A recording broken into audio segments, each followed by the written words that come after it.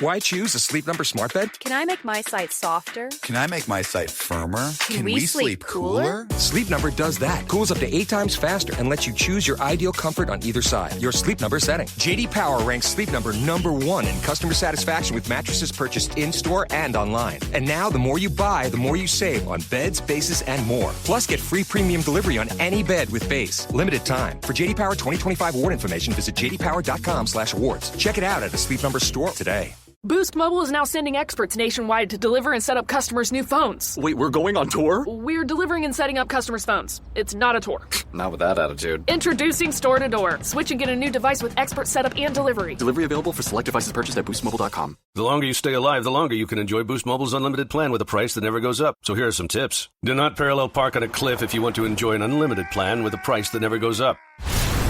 Do not mistake a wasp nest for a piñata if you want to enjoy an unlimited plan with a price that never goes up. Do not microwave a hard-boiled egg if you want to enjoy an unlimited plan with the price that never goes up. Stay alive and enjoy unlimited wireless for $25 a month forever with Boost Mobile. After 30 gigs, customers may experience lower speeds. Customers will pay $25 a month as long as they remain active on the Boost Mobile Unlimited plan. If you've spent your life believing that being a good woman means being selfless, nurturing, and always putting everyone else first, you've been programmed to tolerate emotional neglect in ways that set you up perfectly for narcissistic abuse. You learned early that your value didn't come from having needs or honoring your feelings. It came from how much you could serve, support, and sacrifice for others. And the people who scapegoated you knew exactly how to exploit that programming. Welcome back to the Narcissistic Abuse Recovery Podcast. I'm Lynn, your host. Today we're examining how centuries of good woman conditioning creates the perfect target for narcissistic family members and partners who have no intention of meeting your emotional needs. This programming runs deep in our culture. For generations, women have been taught that their highest calling is to be selfless, understanding, and endlessly giving. You've been told that good women don't have big needs, don't make demands, don't center themselves. Instead, they find fulfillment in making everyone else's life easier, smoother, more comfortable. This isn't just about traditional gender roles. It's about a systematic devaluation of women's inner lives. While men are encouraged to pursue their ambitions, express their needs clearly, and expect others to accommodate them, women learn that their worth depends entirely on how much they can give while asking for as little as possible in return. The Good Woman script teaches you that having emotional needs makes you selfish. Wanting attention, care, or support becomes evidence that you're not evolved enough, not generous enough, not loving enough. You learn to find your identity in being needed rather than in having needs met. Your sense of worth becomes tied to how indispensable you can make yourself to others. In narcissistic family systems, this programming is weaponized against you. The family member using narcissistic tactics doesn't have to convince you that your needs don't matter. You've already been convinced. They just have to reinforce what you've been taught, that good women sacrifice for the family, that your job is to make everyone else's life better, that focusing on your own emotional well-being is inherently selfish. You might have experienced this as being praised for taking care of siblings while your own struggles were ignored, or being told you were so mature for handling adult responsibilities while still being dismissed when you expressed your own needs. The narcissistic parent could count on your programming to keep you focused on everyone else's problems while neglecting your own emotional reality. This programming makes you the ideal target for partners who want all the benefits of a relationship without any of the emotional responsibility. You've been taught that love means giving unconditionally, that relationships require sacrifice, that asking for too much will drive people away. The narcissistic partner doesn't have to work to convince you to accept less. You've been programmed to believe that accepting less is what makes you valuable. What's particularly damaging about this programming is how it reframes emotional neglect as virtue. When someone consistently fails to meet your emotional needs, instead of recognizing this as a problem, you're taught to see your tolerance of it as evidence of your goodness. You become proud of how much you can endure, how understanding you can be, how little you require. You learn to measure your worth by how much emotional labor you provide to others while requiring none in return. You become the family therapist, the relationship manager, the emotional caretaker for everyone around you. And when you're exhausted from carrying everyone else's emotional weight, you're told that's just what love looks like. The Good Woman programming also teaches you to be grateful for crumbs. You learn to celebrate small gestures while overlooking massive emotional deficits. When someone shows you minimal attention after weeks of neglect, you're supposed to be thankful rather than addressing the pattern of neglect itself. This keeps you trapped in a cycle of hoping for more while accepting far less than you deserve. This programming makes you question your own perceptions about mistreatment. When you feel neglected or uncared for, your first instinct isn't to address the problem. It's to wonder if you're being too needy, too demanding, too focused on yourself. You've been taught to assume that if you're unhappy in a relationship, it's because you're not giving enough, not being understanding enough, not loving enough.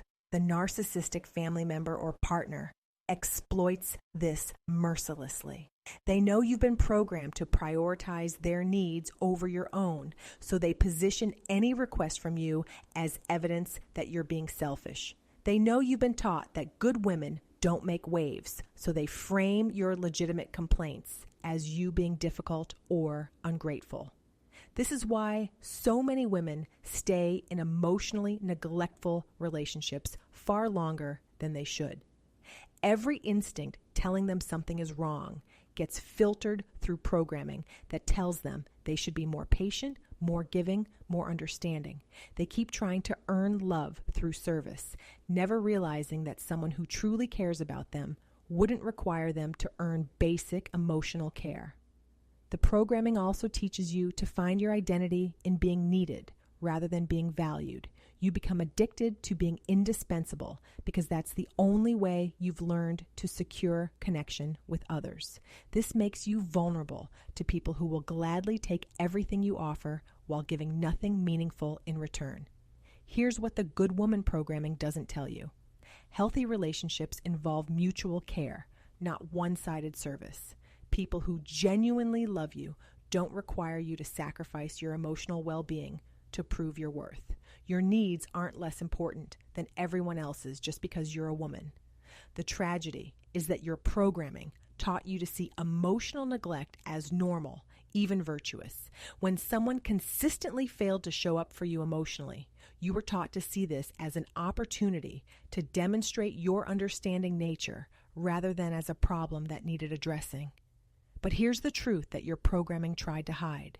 You deserved emotional care, attention, and support all along.